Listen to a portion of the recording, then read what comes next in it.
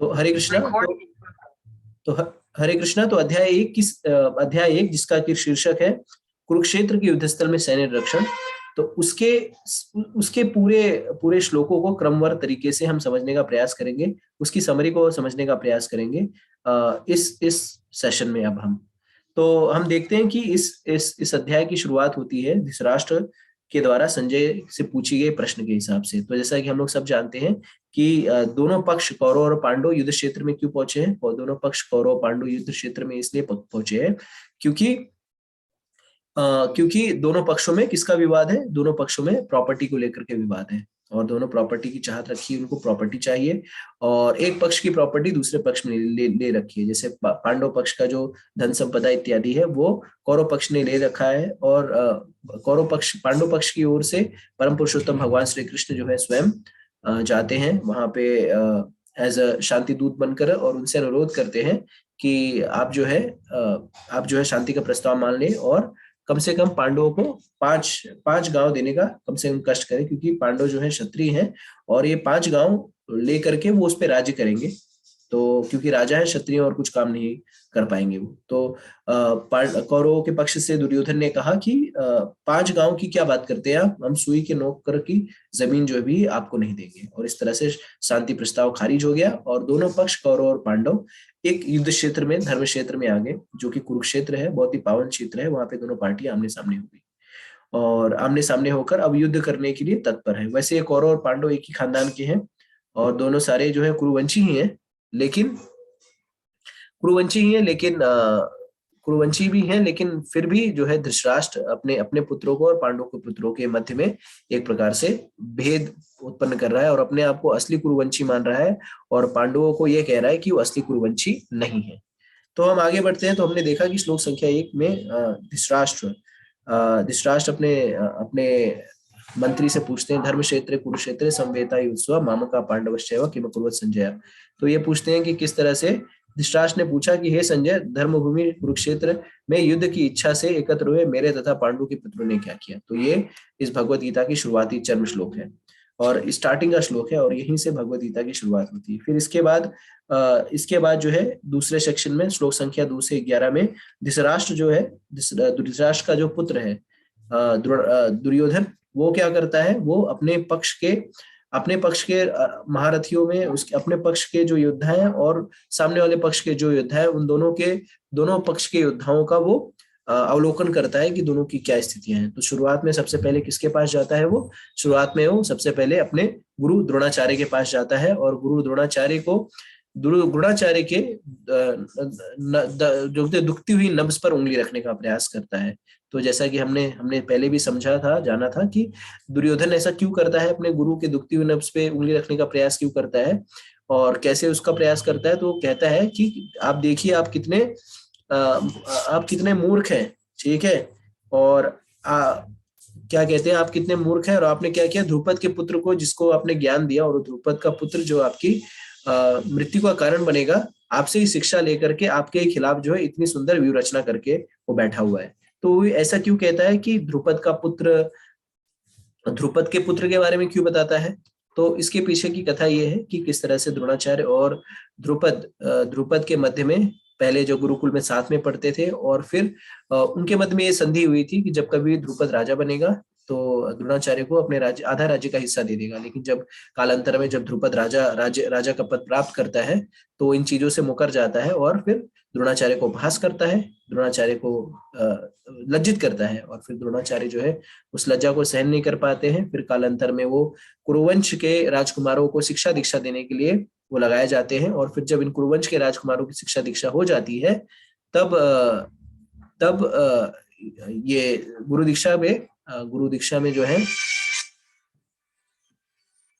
दीक्षा में वो ये मांगते हैं कि जाओ और द्रुपद को अरेस्ट करके ले आओ, और ये पांडव जाते हैं और अरेस्ट करके लेके आते हैं। द्रुपद बहुत ही लज्जित होता है। उसके बाद द्रुपद एक यज्ञ करता है, और यज्ञ में ऐसे पुत्र की कामना करता है जो इस द्रोणाचार्य को मारने के लिए काबिल है, जो द्रोणाचार्य को मारने के लिए पैदा। तो इस पुत्र का नाम होता है धृष्टद्युम्न, और धृष्टद्युम्न जब बड़ा होता है उसके बाद ध्रुपद जो है उसे द्रोणाचार्य के पास ही ले जाते हैं। देखिए पुरातन काल में संस्कार इतने प्रबल थे कि यद्यपि द्रोणाचार्य को पता था कि ये लड़का जो है मुझे मारने के लिए ही उत्पन्न हुआ है, लेकिन फिर भी द्रोणाचार्य उससे कोई भेदभाव ना करते उसे पूरी शिक्षा दीक्षा प्रदान करते हैं।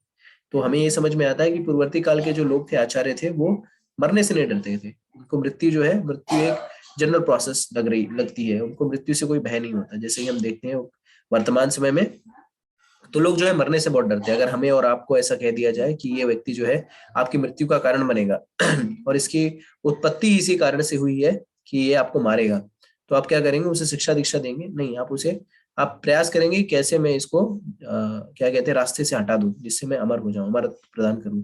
जैसे हम देखते हैं कंस, कंस को भी ये भविष्यवाणी हो गई थी कि उनकी जो बहन है देवकी, उसका 8वां पुत्र जो है उनकी मृत्यु का कारण बनेगा। और कंस ने क्या किया? पूरा भरपूर प्रयास किया उसको मारने का, और कृष्ण को मारने का भरपूर प्रयास किया।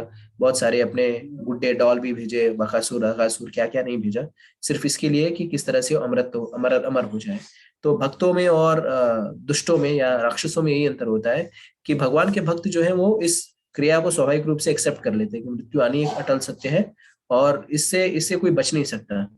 लेकिन जो दुष्ट हैं, जो राक्षस हैं, वो इससे बचने का प्रयास करते हैं। वो सोचते हैं कि मैं किस तरह से ऐसा इंतजाम कर ले जाऊं कि मुझे जो है अमृत प्रदान हो जाए। जैसा कि हम लोग देखते भी हैं, कई बार जो पैसे वाले लोग होते हैं वो तरह तरह का इंतजाम करते हैं कि जिससे उनको उनको कोई रोग ना पकड़े या सर रोग पे विजय प्राप्त करने। जैसे हमने सुना भी है, पता नहीं कितना सत्य है, कि माइकल जैक्सन जो था वो बहुत बड़ा डांसर था। माइकल जैक्सन के पास बहुत सारे डॉक्टरों की एक जमात थी जो उसे ये समझाते थे कि आपको क्या खाना है, कितना ग्राम खाना है, और उसके बीपी ये सब चेक किया करते थे, जिससे माइकल जैक्सन की कभी मृत्यु नहीं हो। और माइकल जैक्सन भी मर गया। अगर पैसा लेकर के ही सब कुछ किया जा सकता तो जो बड़े बड़े जो धनी हैं, धनाढ्य लोग हैं, स्टीव जॉब्स हो गए या मुकेश अंबानी, धीरू भाई अंबानी, या इस तरह के जो बड़े बड़े लोग हैं, वो कभी वो मृत्यु को प्राप्त नहीं होते। तो इस तरह से जो है हम देखते हैं कि द्रोणाचार्य जो है वो सारी शिक्षा दीक्षा देते हैं, और कालांतर में यही धृष्टद्युम्न इन शिक्षा दीक्षा को लेकर के अब जो है वो पांडव पक्ष में खड़ा है, और उसने ही द्रोणाचार्य की दी गई शिक्षाओं के आधार पर एक व्यूह रचना की है जो बहुत ही जटिल है। तो जैसा कि हम देखते हैं, हम इस सेशन में श्लोक संख्या 2 से 11 में हम देखते हैं कि दुर्योधन भले ही कुटिल कुटिल था, या एक प्रकार से हम कहते हैं विलन था, लेकिन फिर भी वो था समझदार। तो दुर्योधन से हम ये भी देखते हैं कि किस तरह से हमें कोई भी कार्य करने के पहले स्वॉट एनालिसिस करना चाहिए। जैसा कि हम जानते हैं, कॉर्पोरेट टर्मिनोलॉजी में स्वॉट का अर्थ होता है strength, weakness, opportunity and threat. तो कभी भी कोई कार्य करने से पहले हमें अपने आप को झोंकना नहीं चाहिए। कोई भी कार्य करने से पहले हमें अपने आप को क्या करना चाहिए? हमें अपने आप को ये देख लेना चाहिए कि मेरी स्ट्रेंथ क्या है, मेरी शक्ति किस किस चीज में है। कोई भी कार्य करने से पहले अपनी शक्ति का अवलोकन करिए, फिर देखिए कि सामने वाले की वीकनेस क्या है, हमारी वीकनेस क्या है, उसको भी देखिए कि उस वीकनेस को हम कैसे कवर करेंगे। फिर थ्रेट क्या है, किन किन चीजों से हमें भय है, और क्या क्या चीजें हमारे लिए अपॉर्चुनिटी है। तो इन सारी चीजों का अवलोकन हमें करना चाहिए। और यही चीज कौन करता है? यही चीज दुर्योधन करता है। तो दुर्योधन वैसे है तो मूर्ख व्यक्ति, लेकिन फिर भी वो युद्ध कौशल में ये देखना चाहता है कि सामने वाले पक्ष में कौन है। और दूसरी चीज, कुशल राजनेता होने के कारण उसको ये भी पता है कि किसकी दुखती नब्ज क्या है। तो द्रोणाचार्य का पांडव के प्रति थोड़ा सा प्रेम था, थोड़ा सा उनको लगाव था, क्योंकि पांडव जो थे वैसे आज्ञाकारी भी थे, भगवान के भक्त भी थे, साधु हृदय भी थे। और दूसरा चीज है कि वो आज्ञाकारी शिष्य भी थे और सारी चीजें मानते भी थे। लेकिन किन्हीं अपरिहार्य कारणों से द्रोणाचार्य को उस पक्ष में क्योंकि उन्होंने जैसे कहती नहीं देश का नमक खाया है, तो द्रोणाचार्य ने चूंकि कौरव पक्ष का या क्या कहते हैं जो अर्थ उस समय के जो राजा थे, राजा धृतराष्ट्र, उनका नमक खाया था। इसके लिए क्या कहते हैं नहीं, अपने अपने प्राण जाए पर वचन न जाए टाइप का जो है, उनको जो एक वो नमक का जो है कर्ज उतारना चाहते थे, इसलिए वहां पे उपस्थित थे। ठीक है, उपस्थित है। तो अब यहाँ पे उसके बाद वो स्वॉट एनालिसिस जब करता है तो पहले दुखती नर्स पे रखता है हाथ, और उसके बाद वो अपने अपने और दूसरे दूसरे जो पक्ष है, पांडवों के पक्ष के योद्धाओं को देखने का प्रयास करता है कि कौन कौन उन उसमें योद्धा हैं। तो वो कहता है कि इस सेना में भीम तथा अर्जुन के समान युद्ध करने वाले अनेक वीर धनुर्धर हैं, यथा महारथी युधान, विराट और द्रुपद। तो सामने वाले पक्ष को बताता है कि भीम और अर्जुन, अब सबसे पहला नाम उसने भीम का क्यों लिया योद्धाओं में? चूंकि इसके लिए लिया क्योंकि भीम का उसका बहुत ही पर्सनल वैमनस्य था, उससे पर्सनल कंपटीशन था। तो हम अपने आप को कंपेयर किससे करते हैं? जिससे हमारा कंपटीशन होता है। ना हम अपने ऊपर वाले से कंपेयर करते हैं, ना हम अपने नीचे वाले से कंपेयर करते हैं। हम कभी भी अपने पीयर से कंपेयर करते हैं। जो पीयर्स मतलब जो हमारे समकक्ष होते हैं उनसे हम कंपेयर करते हैं। और इस तरह से वो कहता है कि किस तरह से उसकी पार्टी में भीम, सामने वाले पक्ष में जो है सात्यकी, विराट, द्रुपद, दृष्टकेतु, चेकितान, काशीराज, पुरुजित, कुंती भोज, शैव, युद्धमानु, उत्तमा जो अभिमन्यु, सुभद्रा का पुत्र अभिमन्यु, और द्रौपदी के 5 पुत्र प्रतिविंध्या, सुरत सेना, सुतकृति, शांतिनिका और श्रुतकर्मा, ये सब जो है ये महारथी जो है सामने वाली पक्ष में है। इसके बाद वो कहता है कि अब ये सामने वाले पक्ष को कंपेयर करने के बाद अब अपने द्रोणाचार्य को बताता है कि उसके पक्ष में कौन कौन है। तो अपने पक्ष में किसको किसको बताता है कि कौन कौन है मेरे पक्ष में? तो कहता है कि मेरे पक्ष में मेरे साथ जो है ये तो सामने वाले पक्ष में हो गए, अब मेरे साथ में कौन कौन है? तो उनके साथ में बताता है कि भीष्म है, कर्ण है, कृपाचार्य है, अश्वत्थामा है, विकर्ण है, भूरिश्रवा है। और ये सारे लोग जो है सभी युद्ध में कभी पराजित नहीं हुए। तो सारे लोग ये युद्ध में कभी भी हरदम इनकी जय हुई। एक्चुअली ये झूठ बोलता है, ठीक है। कर्ण वगैरह जो है कई बार जो है पांडवों ने उनको पराजित किया था। कई बार जो है इन लोगों को जो है, एक बार तो यक्ष ने इन लोगों को पराजित कर दिया था। तो इन लोगों को बहुत बार पराजित किए गए, लेकिन ये लोग झूठे होते हैं, जैसे जुमलेबाजी करते हैं, कुछ ना कुछ झूठ बोलते रहते हैं, हवा हवा में कुछ तो फैलाते रहते हैं, ठीक है। तो इसी तरह से ये झूठ बोलने की प्रथा अभी से नहीं है, कालांतर में झूठ बोलने से प्रथा है कि लोग जो है अपना झूठ मूठ का जो है अपना सीना चौड़ा करते रहते हैं। तो इसी तरह से वो कहता है कि श्लोक संख्या 9 में बहुत ही इंपॉर्टेंट विषय वस्तु कहता है। वो कहता है कि ऐसे अनेक वीर भी हैं जो मेरे लिए अपना जीवन त्याग करने के लिए उद्यत हैं। वे विविध प्रकार के हथियारों से सुसज्जित हैं और युद्ध विद्या में निपुण हैं। तो श्लोक संख्या 9 में अर्जुन एक्चुअली बता रहा है, रूपा जी तात्पर्य में लिखते हैं कि ये लोग जो है, ये सारे लोग जो है मरने के लिए आए हैं, क्योंकि ये लोग मरने के लिए तैयार हैं। तो मतलब रूपा जी बताते हैं कि ये लोग सारे लोग मारे जाएंगे। क्यों? क्योंकि मारे इसलिए जाएंगे कि ये लोग अन्याय के पथ में हैं। ये लोग झूठ का सहारा ले रहे हैं, गलत चीज के साथ दे रहे हैं। तो अगर आप कितने भी शक्तिशाली हो, चाहे आप भीष्म महाजन, जैसे भीष्म जो है वो महाजन है, भक्ति के महाजन है, द्रोणाचार्य जो है बहुत ही कुशल सब कुछ है, आप कितने भी कितने भी कुशल क्यों ना हो, लेकिन अगर आप गलत के साथ में हैं तो आप अवश्य जो है पराजित होंगे या जूता खाएंगे। ठीक जैसे हम कहते नहीं है, सत्य परेशान हो सकता है, पराजित नहीं। तो सत्य जो है उसको परेशान कर सकते हैं, लेकिन उसकी पराजय कभी नहीं होती। ठीक है। उसके बाद श्लोक संख्या 10 में कहता है कि अपर्याप्तम तद्मासा तत् अस्माकं बलम भीष्माभिरक्षितम पर्याप्तम त्विद में तेषां बलाभीमाभिरक्षितम। तो कहते हैं हमारी शक्ति अपरिमेय है और हम सब पितामह द्वारा भली भांति संरक्षित है, जबकि पांडवों की शक्ति भीम द्वारा भली भांति संरक्षित होकर के भी सीमित है। तो अपर्याप्तम कह रहे हैं। वास्तविकता में भगवान जो पांडव पक्ष था उसकी जो शक्ति है वो असीमित है। क्यों? क्योंकि उसके साथ असीमित भगवान है, असीमित परम पुरुषोत्तम भगवान श्री कृष्ण स्वयं है। तो इस तरह से वो थोड़ी सी डींगे हाँकता है। इसके बाद फिर श्लोक संख्या 12 से 19 में विभिन्न प्रकार के शंख बजाए जाते हैं, विभिन्न प्रकार के शंख बजते हैं।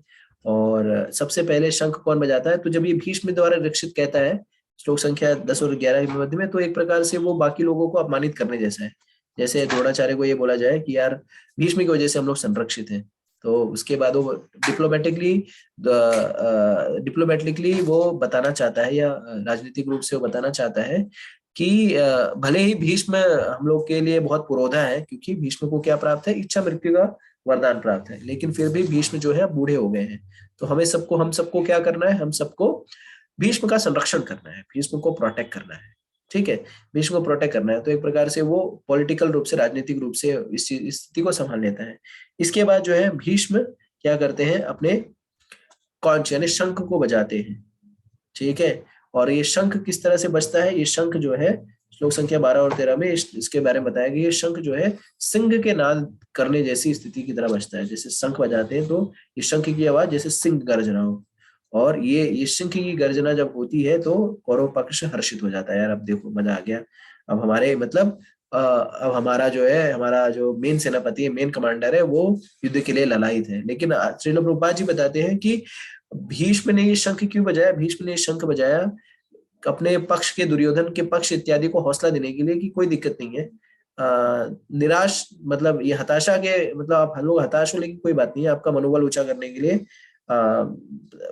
भीष्म जो है ये शंख बजाते हैं। इसके बाद श्वेत श्वेत श्वेत रथ पर बैठे परम पुरुषोत्तम भगवान श्री कृष्ण और अर्जुन अर्जुन जो है अपना अपना शंख बजाते हैं। तो जब ये जब जब भीष्म जो है अपना शंख बजाते हैं तब उसके दिव्यता के बारे में कुछ नहीं कहा गया है, लेकिन जब भगवान और अर्जुन अपना शंख बजाते हैं तो उसे दिव्य शंख कहा गया है।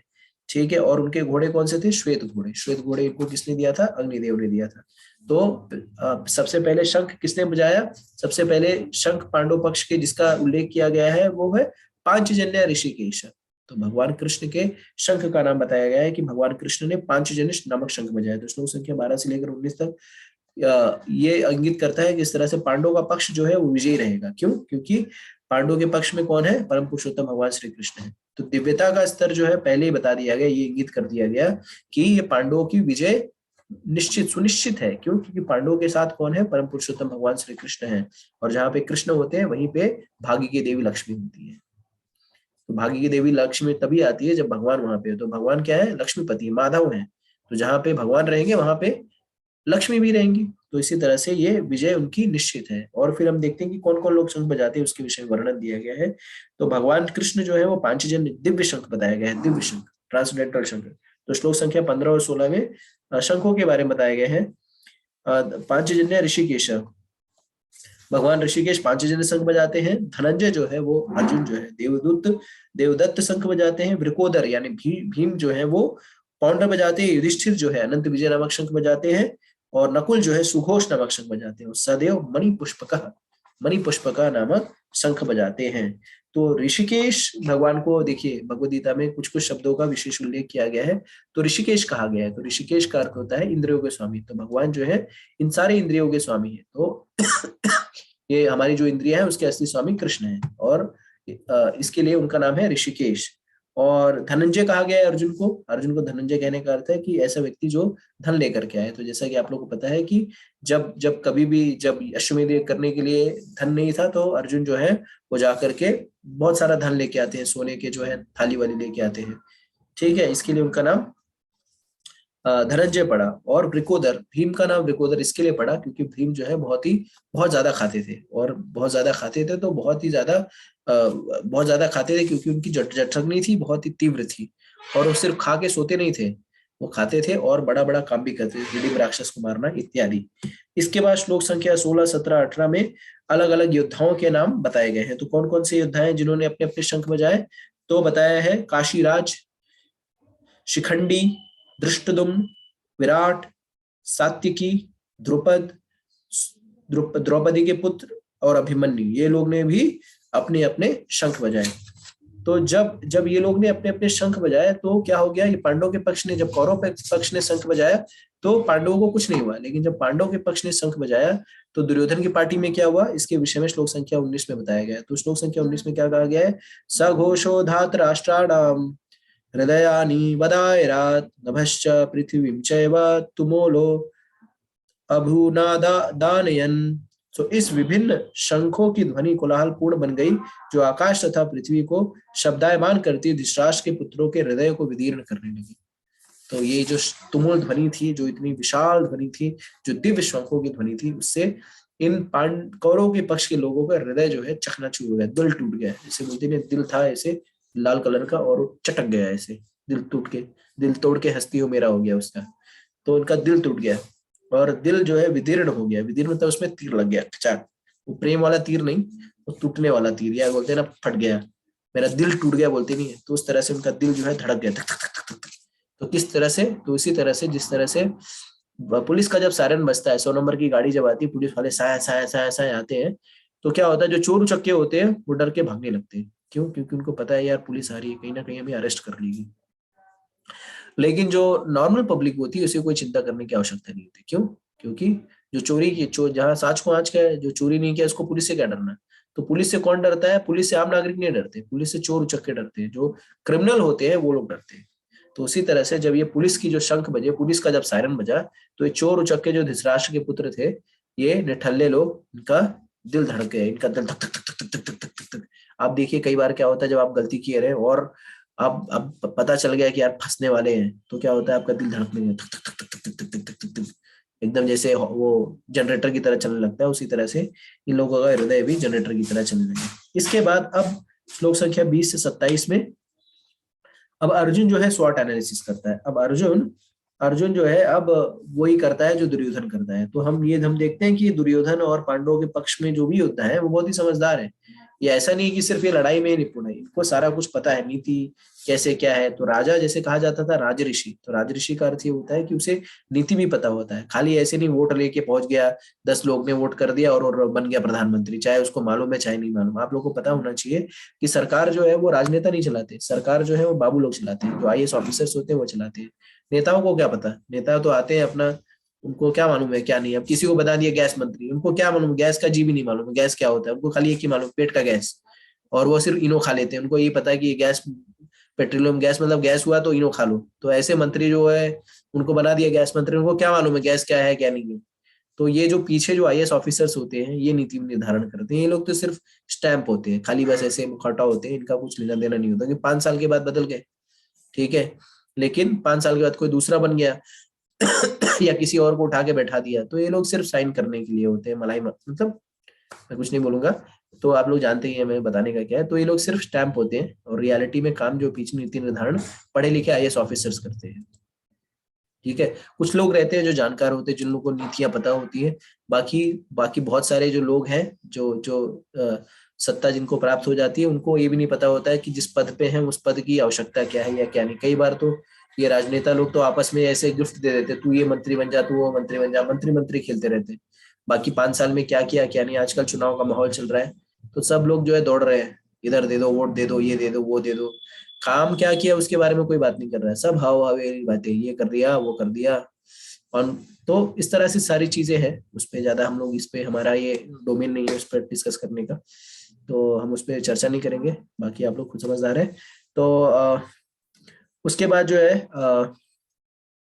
तो श्लोक संख्या 20 में अर्जुन जो है अब वो अपना जो मेन हीरो है अब वो एंट्री होती है। तो अर्जुन कहते हैं कि उस समय हनुमान संग की ध्वजा लगे रथ पर आसीन पांडुपुत्र अर्जुन अपने धनुष उठाकर तीर चलाने के लिए उद्यत हुआ। हे राजन, धृतराष्ट्र के पुत्रों को व्यू में देखकर अर्जुन ने श्री कृष्ण से ये वचन कहे।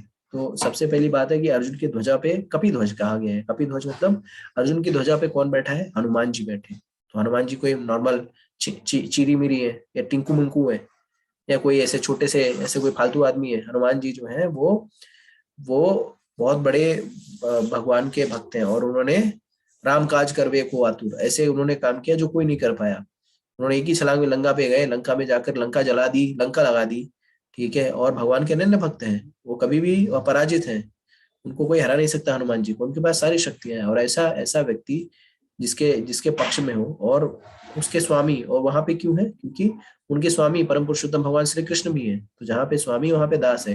तो भगवान जहाँ जाते हैं वहां अकेले नहीं जाते, प्रधानमंत्री आता है तो अपने लाव लश्कर के साथ आता है। तो बोलते नहीं, हम लोग बोलते नहीं क्या कि काफिले के साथ में आता है। जैसे उत्तर प्रदेश में काफिला बहुत चलता है, प्रधान भी निकलेगा काफिले से, जिला पंचायत वाला भी काफिले से निकलेगा, अध्यक्ष भी काफिले से निकलेगा, मंत्री भी, सब लोग काफिला चलता है। तो वास्तविकता में रियल काफिला जो है प्रधानमंत्री का होता है। जब प्रधानमंत्री आता है तो उसके साथ सारे लोग जो है सिक्योरिटी विक्योरिटी सब आते हैं। उसी तरह से भगवान जहाँ पे जाते हैं तो अपने काफिले के साथ अपने भक्तों के साथ सब जाते हैं। तो जहाँ पे भगवान कृष्ण या राम रहेंगे वहां पे हनुमान जी भी रहेंगे, जहाँ पे कृष्ण रहेंगे वहां पे श्री की देवी लक्ष्मी भी रहेगी। तो लक्ष्मीपति भी रहेंगे, लक्ष्मी भी वहां पे रहेगी और भगवान का दास भी वहां पे रहेगा, ठीक है। तो हनुमान जी भी वहां पे है। इसके बाद श्लोक संख्या 22 और 23 में अर्जुन जो है कृष्ण से कहते हैं कि सेनारो भ्योर भ्योर मध्य, मतलब युद्ध क्षेत्र के बीच में ले चलो। मैं क्या करूंगा कि मैं देखना चाहता हूँ कि कौन कौन लोग आए हैं इन दुर्बुद्धि धृतराष्ट्र के पुत्रों के साथ लड़ने के लिए। और भगवान क्या करते हैं, भगवान उस आज्ञा का पालन करते हुए सेना के मध्य में लेके जाते हैं। तो यहाँ पे श्लोक संख्या 24-25 में भगवान को जो है भगवान का भक्त वत्सल रूप दिखता है। तो जैसे हम कहते हैं नहीं, भगवान परम पुरुषोत्तम भगवान जो है वो भक्त वत्सल है। तो भगवान अपने भक्तों की सेवा करने के लिए सारथी बनने के लिए भी तैयार होते हैं। जैसा कि हम जानते हैं कि सारथी बनना कोई सरल बात नहीं है, सारथी बनना जो बहुत ही कठिन बात है। सारथी बनने में लात खाना पड़ता है वास्तविकता में। लात खाने का क्या मतलब है कि जो सारथी होता है, जो योद्धा होता है, और योद्धा जब जब युद्ध हो रहा होता है तो वहां पे चिल्ल पुकार मची रहती है, चिल्लम चिल्ली हो रही है, कोई आ कोई ऊ कोई आ, मारो काटो यलगार हो, आक्रमण, मारो मारो, पीटो पीटो, भाला दे पानी दे, अरे चिल्ला रहा है, चाव चाव पा पा, आ ऊ, इस तरह से बहुत सारी चिल्लम चिल्ली हो रही है। और वहां पे क्या बोलेगा अभी सारथी, कैसे बताएगा, योद्धा कैसे बताएगा सारथी को कि लेफ्ट लेना है राइट लेना है, या सेंटर में ले, या तेज चल धीरे चल।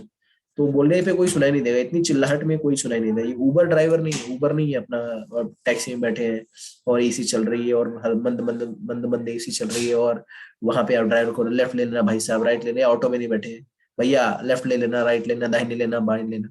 ये युद्ध क्षेत्र है जहाँ पे चिल्ला लाखों की संख्या में लोग जो है चिल्लम चिल्ली मचाए हुए, मारकाट मची हुई है। तो ऐसे क्षेत्र में क्या करता है योद्धा, योद्धा क्या करता है, सारथी को लात मारता है। राइट साइड में जाना है तो राइट में लात मारेगा, लेफ्ट साइड में जाएगा तो लेफ्ट में मारेगा, और सीधा जाना है तो सीधा मारेगा। तो आप सोचिए कि जब हम लोग बोलते हैं कोई ऐसे, ये सत्वगुण में तो है नहीं कि इसे टच, जैसे शादी में देखिए कई बार रिचुअल्स होते हैं, इसको लात लगा दो, तो हम लोग क्या करते हैं, प्यार से लात लगाते हैं इसको। मान लो कोई रिचुअल रहता है जहाँ पे कोई कर्म कांड होता है तो प्यार से लात लगा देते हैं, जिससे उसको हर्ट नहीं हो। लेकिन जब आप तमोगुण में गुस्से में होते हो तो क्या फूल की तरह ऐसा लात मारते हो खप्प से कि सामने वाले का हड्डी टूट जाए, रीढ़ का हड्डी, उसका स्लिप डिस्क हो जाए। तो इस तरह से जो लात खाने के लिए भी भगवान अपने भक्तों के लिए तैयार रहते हैं। तो भगवान जो कि अच्युत है, जो अच्युत है, जो अपने पद से गिरते नहीं, जो उत्तम श्लोक है, जो सारे चीजों, सारे सृष्टि का निर्माण और नियंत्रक है, जिनसे काल भी डरता है, जो डर को भी डरा के रखते हैं, जो देवी देवता सब लोग जाकर के हाथ जोड़ करके ऐसे कृतांजलि होकर के उनका वो करते रहते हैं, गुणगान करते रहते हैं, ऐसे भगवान जो है अपने भक्त का लात सहने के लिए भी रेडी रहते हैं। ठीक है, तो भगवान के भक्त वत्सल फीचर भी यहाँ पर के उद्धत होकर के आता है। इसके बाद श्लोक संख्या 26 और 27 में अर्जुन जो है अपने विभिन्न विभिन्न मध्य में जाकर के अपने विभिन्न विभिन्न रिश्तेदारों को देखता है।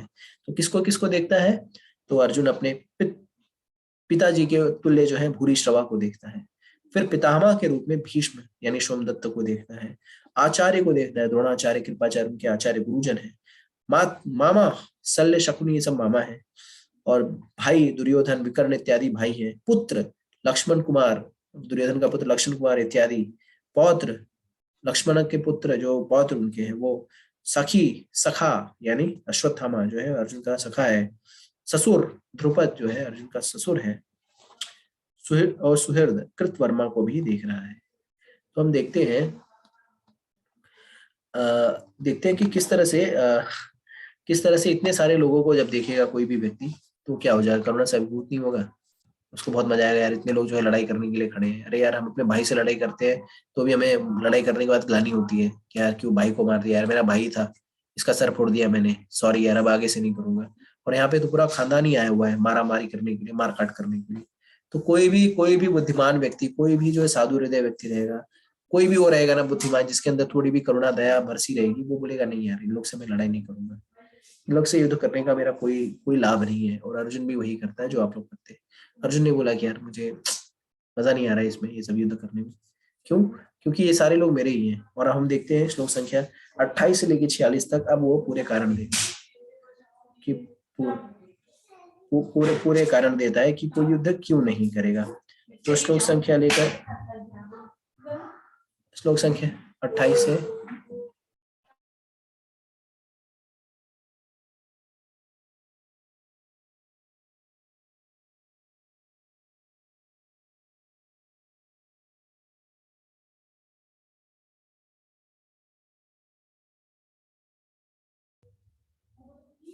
तो श्लोक संख्या 28 से लेकर 46 तक जो है इन सारे विषयों में वो विशेष रूप से जो है 5 कारण अर्जुन देते हैं कि युद्ध क्यों नहीं करेंगे।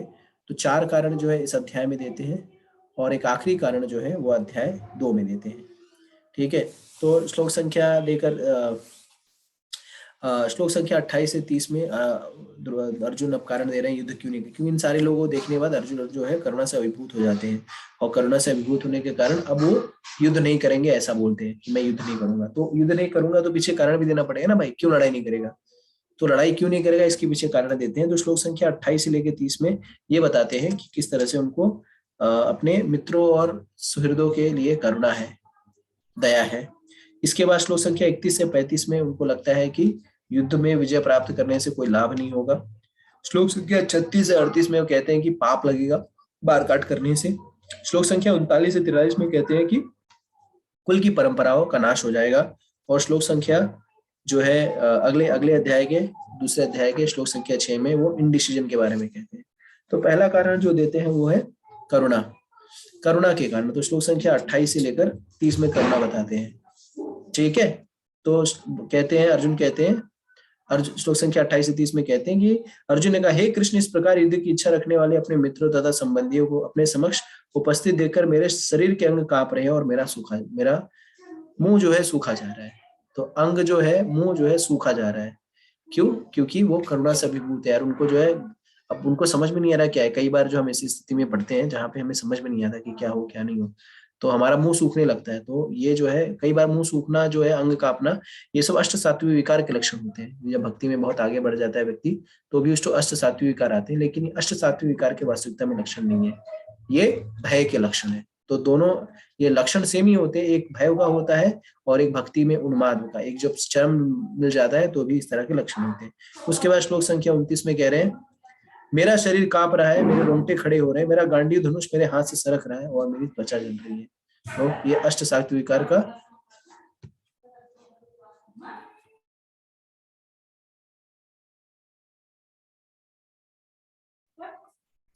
फिर उसके बाद श्लोक संख्या 30 में कहते हैं, मैं यहाँ अब और अधिक खड़ा रहने में असमर्थ हूँ, मैं अपने आप को भूल रहा हूँ और मेरा सिर चक रहा है। हे कृष्ण, मुझे तो केवल अमंगल ही दिख रहा है।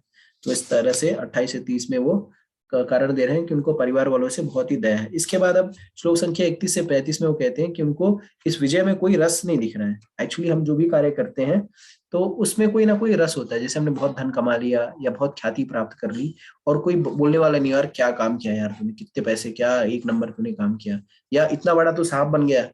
अगर ये कोई बोलने वाला नहीं हो तो उस ख्याति का, उस धन का क्या लाभ है? हम किसको दिखाते हैं? हम बड़ी बड़ी गाड़ी, फोन, काम तो हमारा मेरे जैसे सैमसंग फोन से भी चल जाता है। आपका जैसे ये देखिए सैमसंग फोन दिख नहीं रहा होगा आप लोगों को, ठीक है, तो ये सैमसंग फोन से भी चल जाता है। लेकिन हमें आईफोन क्यों लेते हैं? सिर्फ दिखाने के लिए। करेक्ट? अगर आप देखेंगे आईफोन में हम क्या यूज करते हैं, वही कॉलिंग करते हैं, वही व्हाट्सएप चलाते हैं, वही फेसबुक देख लेते हैं, वही इंस्टाग्राम देख लेते हैं, बस यही काम करते हैं। तो 10,000 के फोन से भी चल जाता है। लेकिन 1 लाख का फोन क्यों लेते हैं? दिखाने के लिए कि अरे देखो मैं कितना बड़ा सेठ आदमी हूँ, मेरे पास आईफोन है। बस यही है।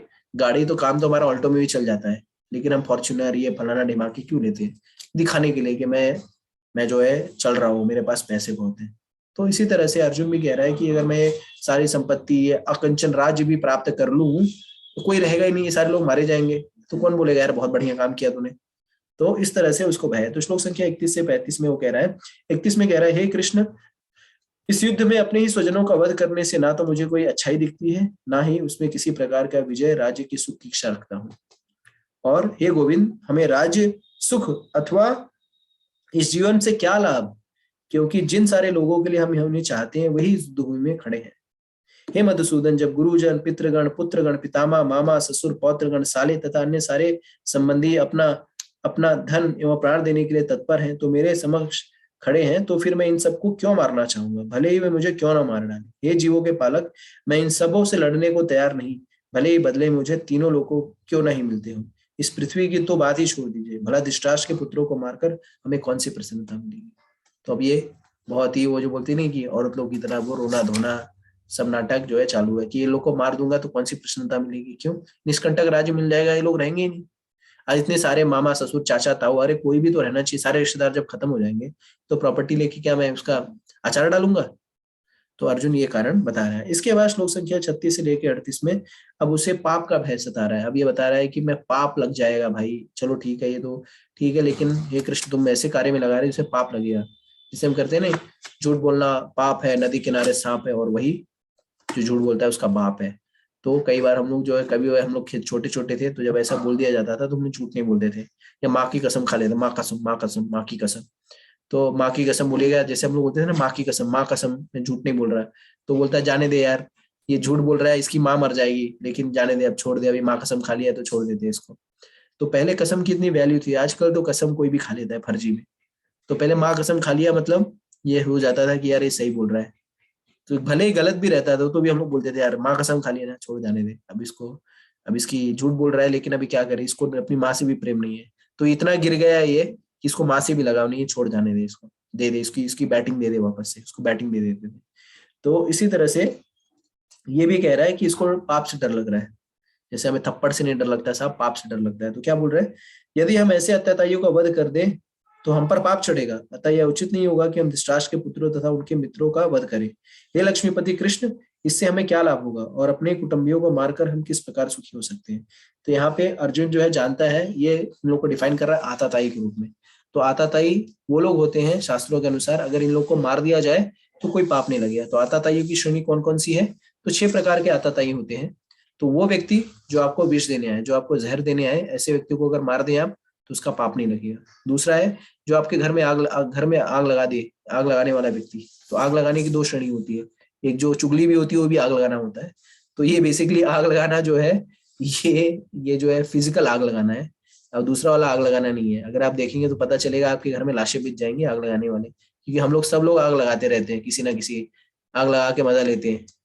तो उसी तरह से ये आग लगाना जो फिजिकल रूप से आग लगाए। फिर घातक हथियार से आपके ऊपर आक्रमण करे, अगर कोई घातक हथियार से आपके ऊपर आक्रमण कर रहा है तो भी अगर आप उसको मार दें तो कोई पाप नहीं लगता। फिर धन लूट लेने वाला, तो अगर आपको कोई धन लूट ले, पैसा अगर ले ले, तो ऐसे का भी कोई पाप नहीं लगता मार दिया जाए तो।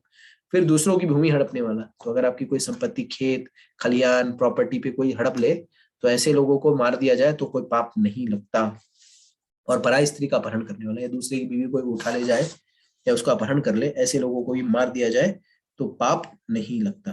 तो ये सारे लोग आताताई हैं, लेकिन फिर भी इन्हें नहीं मारूंगा, क्यों, क्योंकि इनको मारने से पाप लगेगा। तो आप सोच सकते होंगे कि इतना ज्ञानी बन रहा है, ये सब क्या बातें कर रहा है। तो श्रील प्रभुपाद जी बताते हैं कि नीति शास्त्र के ऊपर नीति ये कहती है कि इन आताताइयों को मार देना चाहिए, लेकिन धर्मशास्त्र कहते हैं कि हमें जीवों के ऊपर दया करनी चाहिए। और अर्जुन कोई छोटा मोटा व्यक्ति नहीं है, अर्जुन जो है वैष्णव है, ठीक है। और वैष्णव का स्वाभाविक स्वभाव क्या होता है, वैष्णव पर दुखा दुखी होता है। जैसे वैष्णव की क्वालिटी बताई गई श्रीमद् भागवतम में, तितिक्षुआ कारुणिका सुहृदम सर्वदेही नाम अजात शत्रु शांतैव साधु साधु भूषणम।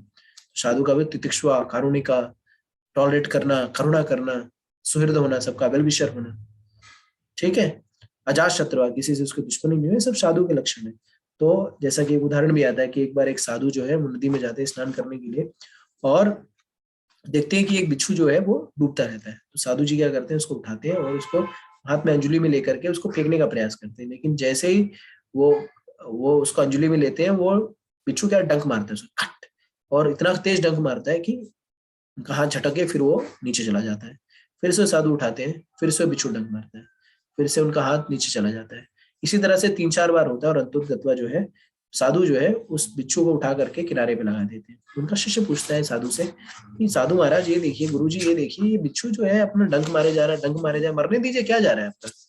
साधु ने बोला कि बिच्छू की स्वाभाविक क्रिया है डंक मारना, अगर उसकी स्वाभाविक क्रिया डंक मारना और अपने स्वभाव को नहीं छोड़ रहा है, तो साधु का जो स्वभाव है वो करुणा है।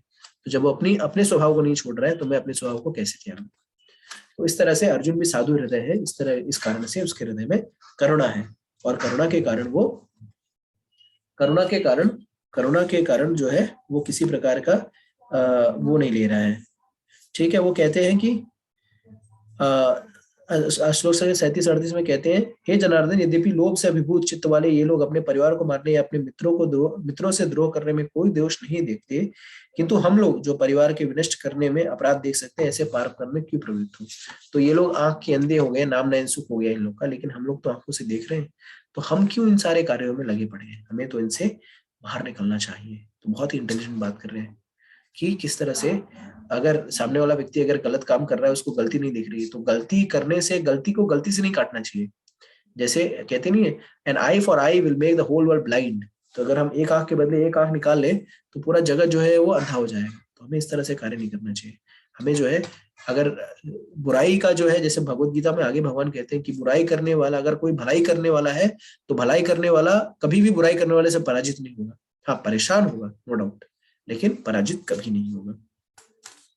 फिर इसके बाद श्लोक संख्या 39 से लेकर 43 तक कुल की परंपराओं का नष्ट होने का हवाला दे रहे हैं। कह रहे हैं श्लोक संख्या 39 में, कुल का नाश होने पर सनातन परंपरा सनातन कुल परंपरा नष्ट हो जाती है और इस तरह शेष कुल भी अधर्म में प्रवृत्त हो जाता है। तो जब सारे लोग मारे जाएंगे तो कुल की परंपराएं नष्ट हो जाएंगी। क्यों कुल की परंपराएं नष्ट हो जाएंगी? क्योंकि घर के जो बड़े बूढ़े हैं कोई रहेंगे ही नहीं, तो बताएगा कौन कि क्या सही है क्या गलत है। ठीक है। उसके बाद वो कहते हैं, हे कृष्ण, जब कुल में अधर्म प्रमुख हो जाता है तो कुल की स्त्रियां दूषित हो जाती है और त्रितत्व के पतन होने से, हे वृष्टिवंशी, अवांछित संतानें उत्पन्न हो जाती है। तो जब कुल की स्त्रियां दूषित हो जाती है तो स्त्रियों का जो सबसे बड़ा आभूषण है वो उनका गहना नहीं होता, वो उनका नौलखा हार, नौ लखा हार वाली जो है, दो चार चार तल्ले वाला जो है कान का वो क्या बोलते हैं उसको, जो भी है, या उनका बहुत बड़ा जो है बनारसी साड़ी, ये उनका आभूषण नहीं होता। स्त्रियों का सबसे बड़ा आभूषण होता है शील, यानी शील यानी शर्म, हया, ठीक है, चैस्टिटी, सतीत्व, ये उनका सबसे बड़ा आभूषण होता है। अगर कोई स्त्री सिर्फ अपने सतीत्व का पालन करे तो भी वो जो है वो किसी और योगी, किसी और सन्यासी जो बहुत तपस्या कर रहा है उससे भी उसके अंदर अपार शक्ति होती है। लेकिन आजकल देखते हैं, आजकल का जो युग है वो थोड़ा सा उल्टा युग है। यहाँ पे स्त्रियां पुरुष जो कुत्ते बिल्ली की तरह जो है वो मिलते रहते हैं, संबंध करते रहते हैं। सड़क पे भी जानवर ही पहले जो है, पहले कुत्ते बिल्ली की तरह जो है चुम्बन या कुछ किया करते थे, लेकिन अब देखिए सड़कों पे ही जो है माताएं, स्त्री पुरुष जो है सड़कों पे ही सारा कुछ वो करते हैं जो घर के कमरों में किया जाना चाहिए। तो इस तरह से कुल का ये पतन हो गया। क्यों? ये सब परंपराओं का पतन हो गया। क्यों? क्योंकि अवांछित संतानें बहुत पैदा हो गई। अवांछित संतानों का अर्थ है वर्णशंकर, जिनका ये पता नहीं होता कि उनके पिताजी कौन है या उनका कुल कौन सा है या किस खानदान से आते हैं। क्यों? क्योंकि उनके उनके उनके पुरखों का कोई पता ही नहीं होता कि उनके यार दादाजी कौन है या बाबा जी कौन है या मामा जी कौन है। क्यों? क्योंकि उनका कोई होता ही नहीं और वो किसी से इंस्ट्रक्शन लेते नहीं है। तो ऐसी अवांछित संतानों से अर्जुन पहले ही डर रहे थे। और अभी भी हम देख रहे हैं समाज में जो इतनी गंदगी फैली है, ये सब उन्हीं वर्णशंकरों की बाढ़ की वजह से फैल चुकी है, जो जिनको ये पता नहीं कि कुल की परंपराएं होती क्या है, या मनुष्य जीवन जो है वो पशुओं से ऊपर है, पशु तुल्य नहीं है। सिर्फ पशु ही जो है सड़कों पे ये सारे काम, ये गलत कार्य करते हैं जिसमें माताओं बहनों का कोई उन्हें रहता, किसी से भी संबंध करने फिरते रहते हैं। लेकिन अब जो है मनुष्य भी जो है पशु तुल्य हो गए। सारे सारे सारे संबंधों का, सारे रिश्तों का तार तार करते हुए जो है लोग गंदगी गंद मचा रखी है लोगों ने। ठीक है, किसके नाम पर? समरसता के नाम पर, कि हम महिला मुक्ति मोर्चा, हम भी पुरुषों के समान है, या हम पाश्चात्य जगत की तरह जो है हम बन जाएंगे।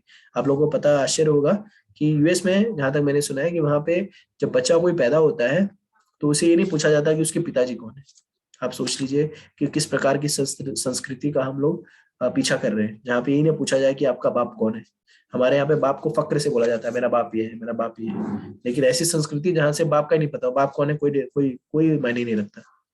आप सोच लीजिए कि कौन सी संस्कृति का हम लोग अनुसरण कर रहे हैं, नकल करने का प्रयास कर रहे हैं।